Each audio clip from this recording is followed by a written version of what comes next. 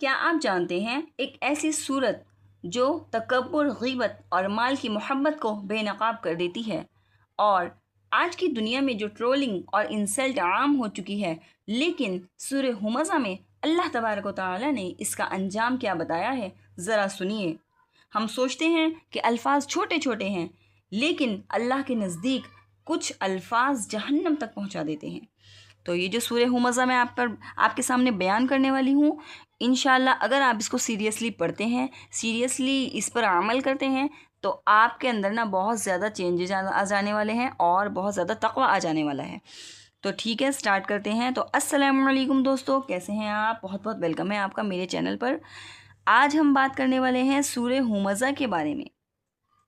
اللہ تبارک و تعالیٰ نے اپنی پاک کتاب کلام اللہ میں فرمایا ہے کہ سورہ ہمزہ جو ہے یہ مکیہ ہے۔ تو بسم اللہ الرحمن الرحیم، ویل لکل ہمزۃ لمزہ، یعنی خرابی ہے اور ہلاکت ہے ایسے لوگوں کے لیے جو طعنے دیتا ہے اور عیب نکالتا ہے۔ الذی جمع مالا وعددہ، جو مال جمع کرتا ہے اور اس کو گنتا رہتا ہے۔ یحسب ان مالہ اخلدہ، وہ یہ گمان کرتا ہے کہ اس کا مال اس کے پاس ہمیشہ زندہ رہنے والا ہے۔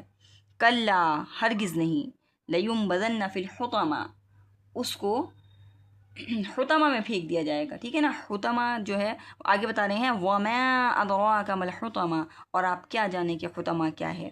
نار اللہ الموقدہ، ایسی آگ ہے جو کہ بھڑکائی گئی ہے، التی تطلع علی الافئدہ، اور وہ ایسی آگ ہے جو اتنی زیادہ بھڑکائی گئی ہے کہ وہ دلوں کو چیر دے گی۔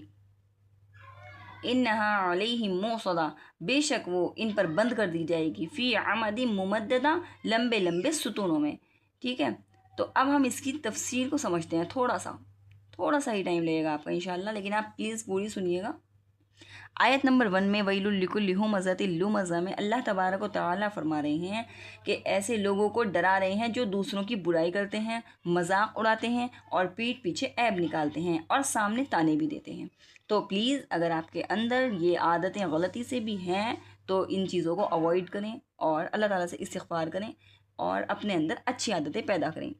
آیت نمبر 2، الذی جمع مالا وعددہ، کچھ لوگ صرف مال جمع کرنے میں لگے رہتے ہیں، انہیں لگتا ہے کہ دولت ہی سب کچھ ہے اور یہی ان کے ساتھ ہمیشہ محفوظ رہے گی، یا ان کو یہ ہمیشہ کے لیے محفوظ رکھے گی، بچا لے گی۔ ٹھیک ہے، ایسا کچھ نہیں ہے۔ آیت نمبر 3 میں اللہ تبارک و تعالیٰ فرماتے ہیں کہ یحسب ان مالہ اخلدہ، کہ وہ گمان کرتا ہے کہ اس کے پاس اس کا مال ہمیشہ رہے گا۔ کلا، ہرگز ایسا نہیں ہے، لینبذن، پھینک دیا جائے گا اس کو، فی الحطمہ، حطمہ میں۔ وما ادراک ما الحطمہ، اور آپ کیا جانیں کہ حطمہ کیا ہے؟ حطمہ جو ہے جہنم کا ایک سخت عذاب ہے جو ہر چیز کو توڑ پھوڑ کر رکھ دیتا ہے۔ ٹھیک ہے نا، اور اس کے بارے میں آگے بتا رہے ہیں نار اللہ الموقدۃ التی تطلع علی الافئدہ، یعنی یہ عام آگ نہیں ہے بلکہ اللہ تعالیٰ کی بھڑکائی ہوئی آگ ہے جو جسم کے ساتھ دلوں کو بھی جلا دے گی، کیونکہ گناہ دل سے کیے جاتے ہیں تو دلوں کو بھی جلا دے گی۔ اوکے، نیکسٹ ہے انہا علیہم موصدہ، تو دوزخ کی آگ ان لوگوں پر بند کر دی جائے گی تاکہ وہ نکل نہ سکیں اور وہ سخت عذاب میں گرفتار رہیں گے۔ ٹھیک ہے نا، فی عمد ممددہ، بڑے بڑے ستونوں میں اس کو بند کر دیا جائے گا۔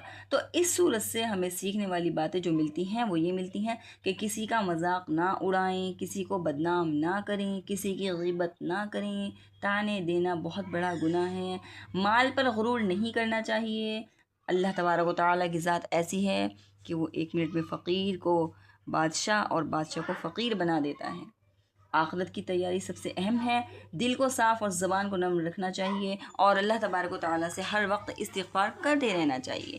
تو اگر آپ کو ویڈیو میری تھوڑی سی بھی پسند آئی ہو تو آپ پلیز لائک، شیئر اور سبسکرائب ضرور کیجیے گا چینل کو، اور ملتے ہیں نیکسٹ ویڈیو میں۔ تب تک کے لیے اللہ حافظ، اپنے دعاؤں میں مجھے یاد رکھیے گا۔ اللہ حافظ۔